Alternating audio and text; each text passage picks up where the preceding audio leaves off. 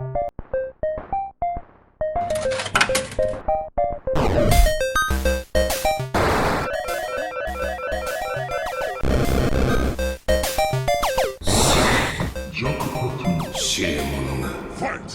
The cursed child and the gambling addict taking on an unstoppable beast that single-handedly wiped out the golden age of sorcerers during the Heian period. This right here is a matchup which is most definitely possible, especially with the current event in Jujutsu Kaisen. Yuta Akatsu and Kinji Hakari are both known as the strongest sorcerers currently after Satoru Gojo. But there's been a massive debate between who the strongest is between the two. Fortunately, we won't be dwelling on that, but instead we'll have them team up against the vile King of Curses, who is in his final form.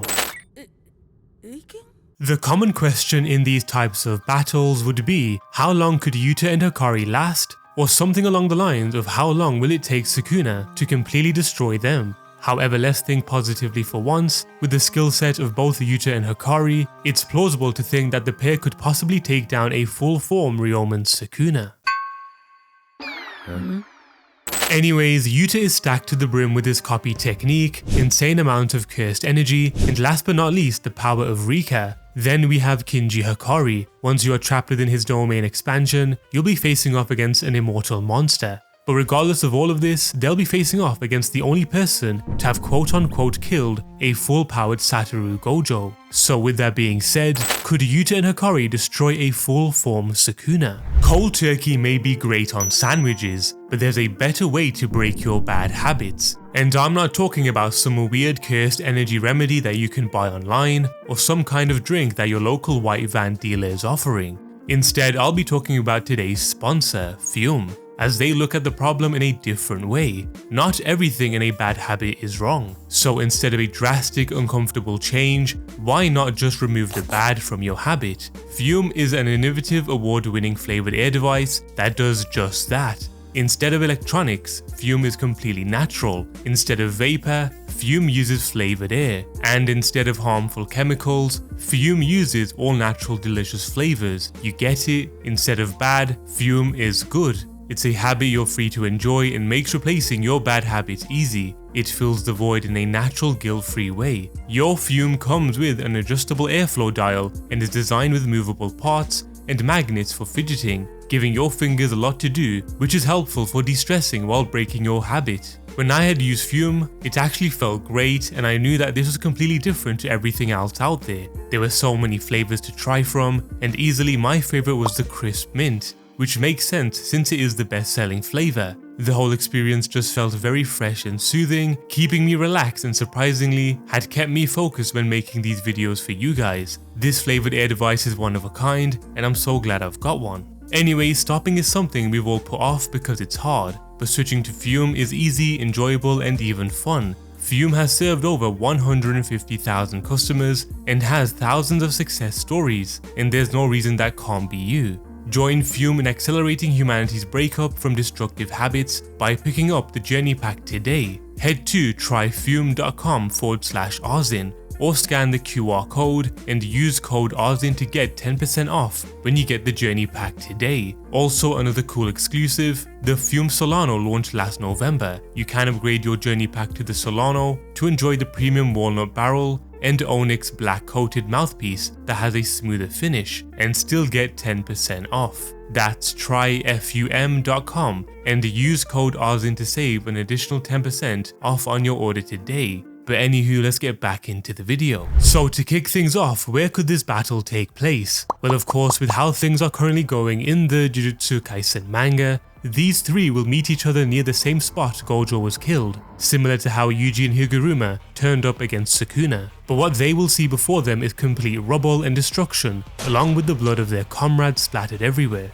Hopefully this sort of setting can rile up the number 2 and number 3 sorcerers. Once both arrive at the scene, what they'll witness is a full-form Sukuna covered with blood and a distorted smile on his face, excited at the fact that he will finally get to come face to face against Satoru Gojo's strongest students. I understand that this is a possible matchup which could take place in the series soon, but we're not too sure if Akutami will allow Yuta and Hakari to team up against Sukuna, but who knows. So I will try my best and decipher what the outcome of this battle could be. Just like any versus video, we'll need to go through the power scaling rules. Since they are all in the same universe, this will make things so much easier for me. So to start things off, we'll run through the sort of abilities and power-ups each character is allowed to use in this matchup. So beginning with Yuta Hakari, he will be at his current and strongest form, meaning he'll be able to use his insane amounts of cursed energy, his enhanced strength, agility, and endurance. Following up, he will be able to use the Black Flash, which we had witnessed him using in Jujutsu Kaisen 0.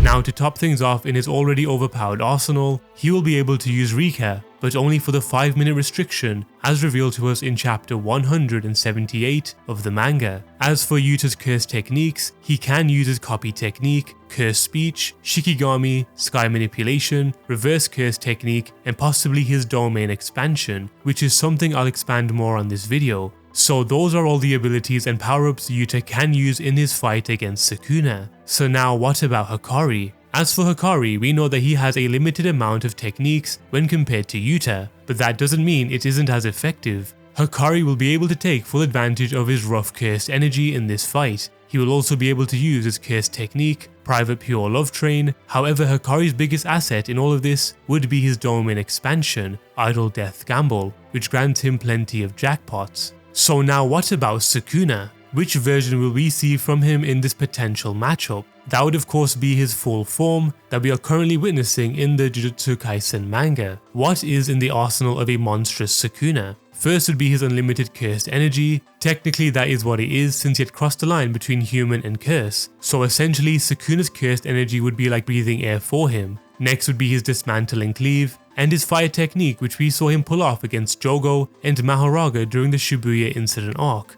Next would of course be his reverse curse technique, followed up by his usage of domain amplification, which he recently used against Gojo. Sukuna will also be able to use his domain expansion at full power and even use the techniques which he obliterated Hajime Kashimo with. So on paper this battle doesn't seem too far-fetched. I understand that Sukuna managed to defeat Satoru Gojo without entering his full form, but in the world of JJK, all sorts of techniques, even the littlest ones, can actually do some damage to even the strongest of foes. Just like my previous versus battles, I'd like us to run through some rules, or should I say disclaimers, before we assess how this fight could turn out. Number 1, this battle is all about whether Yuta and Hakari can defeat Sukuna with all their strength. Number 2, Sukuna will of course be in his full form. Number 3, both abilities and achievements will be compared to draw up an ultimate decision for how this could all end. Number 4, I know that this battle is a serious one, but try not to kill me too much if the decision goes against your favor. So with all those rules mentioned, including all the abilities each character can use, could Yuta and Hakari really take down such an overpowered beast? So this is where things will begin to get a lot more interesting. For me, the best way to power scale characters from the same universe was always to compare one's feats and achievements with one another. This creates the foundation for the hypothetical battle, which we will dive into later on. Since this is a handicap match for Ryoma and Sukuna, let's try to understand both Yuta and Hakari's achievements to a much better degree and figure out if they are anywhere near the King of Curses.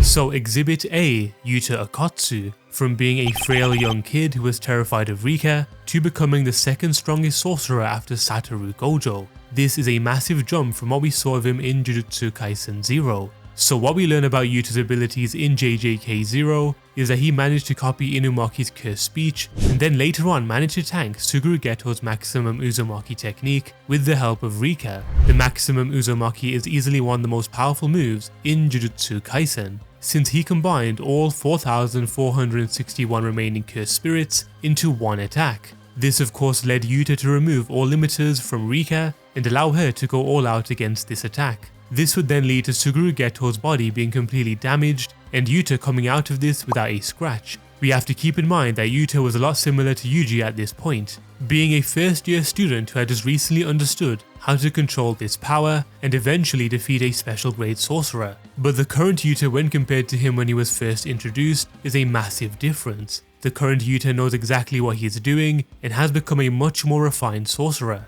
To top things off, he has this cold-blooded killing intent, which will make this battle even more interesting. Anyways, the next best example which shows Yuta's full power on display is his battle against Ryu Ishigori and Takako Uro. What we can take from this is the fact that Ishigori and Takako are easily of special grade standard, and Yuta took them both on at the same time. You can even call this a handicap match, as a majority of the attacks were directed towards Yuta. but what Yuta had displayed in this battle was his incredible endurance and speed. He adjusted himself to Takako's sky manipulation in a matter of moments, and was even fast enough to avoid Ishigori's incredible Granite Blast. All this without the assistance of Rika. So Yuta in his raw state is still a sight to witness, but it's only until he summons Rika where we understand the extent of Yuta's overpowered abilities. Rika can only be used for 5 minutes, as she stores all sorts of curse tools and can even copy curse techniques, as seen when Yuta used Takako's sky manipulation on her. But the key thing here which we'll need to keep in our heads is that Rika can only be used for 5 minutes. This is going to play a massive part towards Yuta and Hakari's battle against Sukuna.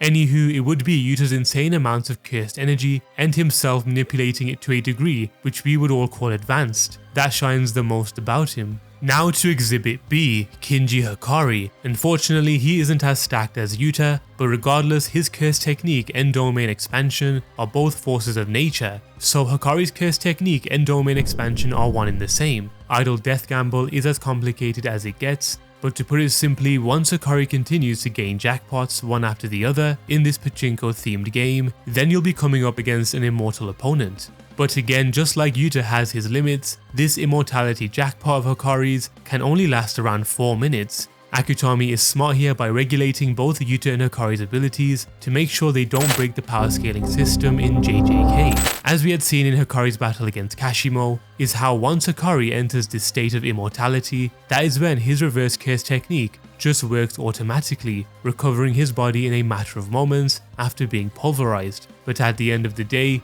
Hakari hitting jackpot constantly against Sukuna is a difficult one. Haruta's curse technique relied on him being lucky, but yet that luck ran out against Sukuna's domain expansion. So who knows what could happen to Hakari. So how exactly do these overpowered curse techniques and abilities compare to the King of Curses in his full form? First things first, we have to understand that Sukuna is now in his full form, as it is mentioned in chapter 238 that with extra arms and mouths, it provides him with a much greater advantage than that of your average sorcerer. Honestly, this matchup could have been even if Sukuna wasn't in his full form, but now that he is, it provides an even greater challenge for Yuta and Hakari. Anyways, we know that Sukuna has his Dismantle and Cleave techniques, a fire ability, an unknown black box technique, and his domain expansion. Now the question is, since Sukuna used Megami's body as a stepping stone to elevate himself back to his original form, then does that mean Sukuna is still in possession of Mahoraga? Well, for this fight we are going to assume Sukuna still acquires Megami's 10 Shadows technique and Mahoraga,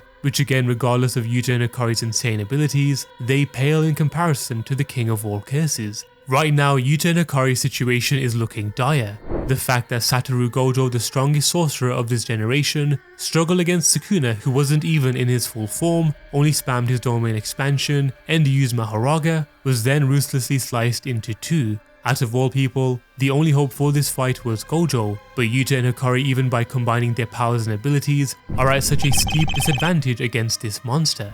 So with all that understood, and Sukuna's abilities being completely maxed out, let's finally decipher how this battle between the three could turn out. So we see Yuta and Hakari arrive at Sukuna's location whilst he is covered in the blood of their comrades. I'm sure Sukuna's interest will be at its highest, since Yuta and Hakari are Gojo's most talented students. With a big fat grin on his face, I believe Sukuna would plan out this fight in a way where he would be able to toy with the pair and see them both exceed their limits against him. Well, how exactly will this battle play out? With the scene set and us understanding the three characters' powers and abilities to a better extent, I will go with the vibe that Sukuna would want to toy with them first before getting serious. Exactly how Sukuna had approached his battle against Gojo. He would most likely do the same against Yuta and Hakari to get a kick out of it. So hopefully in the first segment of this battle, Sukuna allows Yuta and Hakari to do whatever they like in order to get a better grasp of their abilities and also for a bit of fun. However, in the first phase of this fight, Yuta and Hakari are not the type to immediately play their trump cards, since we have to understand that both Yuta and Hakari technically get a 5-minute window of opportunity to throw the entire kitchen sink at Sukuna. So we'll call the first segment of this battle the limits of physical power. So Yuta and Hakari would play it simple and not get too ahead of themselves and keep this fight within the nature of only pure physical power. In a way, this would benefit both parties. Sukuna gets to have a bit of fun and Yuta and Hakari get to understand who exactly they are dealing with.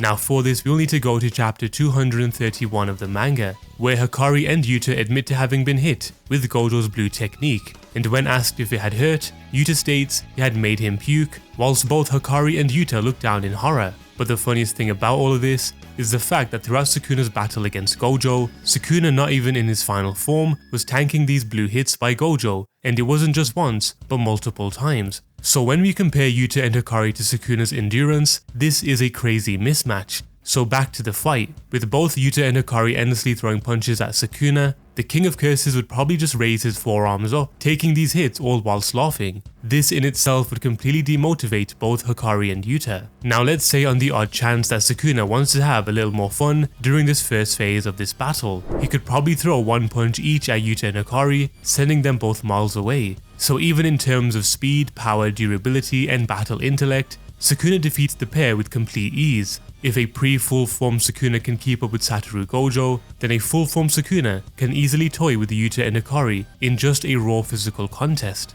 Now onto the second phase of this battle, which we will call All or Nothing. So this is what you would call the championship rounds in boxing or MMA. The 5-minute window of opportunity will be the only thing left for Yuta and Hakari in this fight against Sukuna. So now the question is, will Hakari activate his jackpot, and will Yuta summon Rika at the same time? Well, if they want to last in this battle against a full form Sukuna, then they will certainly need to. From our understanding with Hakari's battle against Kashimo, is that once Hakari achieves his jackpot, then it will grant him immortality, and there would be no more use for his domain expansion until his 4 minutes are up. We also know that once Yuta summons Rika, he can use the techniques he had copied and potentially copy Sukuna's techniques too, with the advantage of having a powerhouse like Rika on his side. So with Sukuna in his easygoing attitude, he allows, keyword allows, Hakari and Yuta to get serious, with Hakari trapping Sukuna within his domain and hitting a jackpot, and also with Yuta summoning Rika. The battle has now changed into a 3v1, but even still against an immortal Hakari, a stacked Yuta with the power of Rika, Sukuna still wouldn't care less and won't be bothered by using his own curse techniques. We know how long Sukuna had lasted against Gojo by only using Mahoraga, so in this case, I only see Sukuna using his overpowered Dismantle and Cleave. But the question here is, could Yuta copy Dismantle and Cleave? I mean, there is no reason that he can't. He managed to copy Takako's Sky Manipulation in a matter of moments, so for entertainment purposes, let's say that Yuta had copied Sukuna's Dismantle and Cleave. However, it will not be at the same extent as Sukuna's. From what we saw recently between Sukuna and Kashimo, due to Sukuna having extra arms and mouths, he has added this extra power to his attacks. His Dismantle, now in its full form, has the same effect as Gojo's purple technique, and that is by literally deleting the slashed area out of existence. But Yuta will need to have the same stature as a full form Sukuna to pull this off. So at best, the Dismantle and Cleave we would see Yuta use is from a 15-finger Sukuna. Again, this won't have any effect on a full form Sukuna. With that being said, the most an immortal Hakari, Yuta and Rika can do against a full form Sukuna is last a little longer and divert as many of Sukuna's insanely overpowered Dismantle and Cleave attacks. I'm sure with Yuta acquiring Sky Manipulation, he can sort of destabilize Sukuna's attacks, but the amount coming at him would be too much to handle. The same could be said for Hakari. His immortality would only grant him the ability to last a little longer and attempt to damage Sukuna with his hits, which most likely won't happen. Now onto the final phase of this battle, which we will call Endgame. With Rika causing a little disturbance, Sukuna would simply unleash Mahoraga to deal with her. Now if Sukuna is generous enough, instead of letting Mahoraga kill Hakari and Yuta, he will instead encapsulate the pair inside of his Malevolent Shrine. But there's a catch. We don't know how much of a difference a Malevolent Shrine will now have in Sukuna's final form, but I do see the radius of Malevolent Shrine becoming much bigger, and even the shrine itself becoming even more majestic. So with Yuta and Hakari trapped inside of Malevolent Shrine, technically the only way to survive its effect is pulling a Gojo and summoning a simple domain, but even that would be useless. For example, Yuki attempted to use a simple domain against Kenjaku's domain expansion, but it was stripped from her within seconds. So a simple domain is useless against a full form Sukuna who has just summoned an even more overpowered Malevolent Shrine. Even if Hakari was in his phase of immortality, both Yuta and Hakari would get sliced into minced meat. But here is another alternative for this battle, a full form Sukuna from the get-go, just unleashing his domain expansion to kill the pair in a record time, or he could even summon Mahoraga to simply kill them. Either way, this is a tough pill to take as a big Yuta and Hakari fan. I had even asked my good friend BLZKN about his opinion on how this fight could go, and in his famous words he just simply said they would both get cooked. A few interesting things which BLZKN mentioned about the outcome of this battle was that Yuta and Hakari could probably last a little longer, but Akutami has always been ambiguous concerning their abilities, so if by a slight chance, the pair could possibly do a little damage. Be sure to check out BLZKN's channel, who helped me get a better grasp of how far out of reach this battle is. I would say when it comes down to JJK knowledge, he is easily the best, so check him out and subscribe to his channel. Anyways, as obvious as it was, Yuta and Hakari would get cooked by a full form Sukuna. So with that being the ultimate decision, Yuta and Hakari really don't stand a chance against Sukuna, who is in his full form. Maybe if Sukuna was in his base form, then they could possibly do some damage, but regardless, this is why Sukuna is labeled the King of Curses. Anyways, what did you guys think? Was I being too harsh on Yuta and Hakari? If so, then let me know why and how this battle could have turned out from your perspective. As always, like this video and subscribe to the channel if you're new, and I'll see you all in the next one.